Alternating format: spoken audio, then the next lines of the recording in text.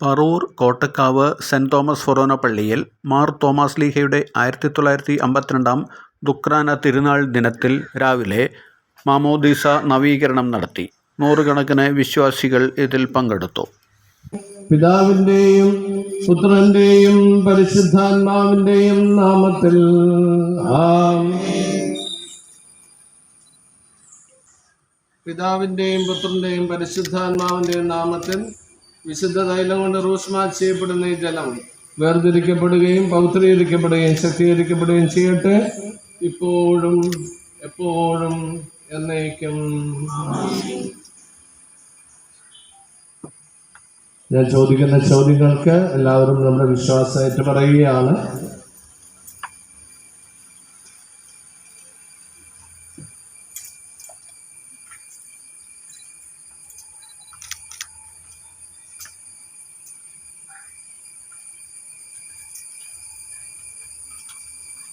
മാമോദീസായി നമ്മൾ ചെയ്ത വ്രതങ്ങൾ നവീകരിക്കുന്നു.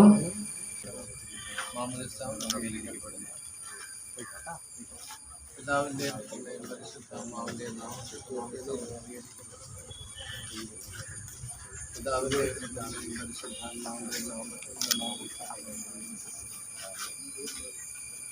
പിതാവിന്റെയും പുത്രന്റെയും പരിശുദ്ധാത്മാവിന്റെയും നാമത്തിൽ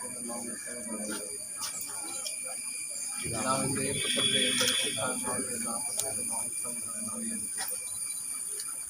പിതാവിന്റെയും പുത്രന്റെയും പരിശുദ്ധാത്മാവിന്റെയും നാമത്തിൽ പിതാവിന്റെയും പുത്രന്റെയും പരിശുദ്ധാത്മാവിന്റെയും നാമത്തിൽ പിതാവിന്റെയും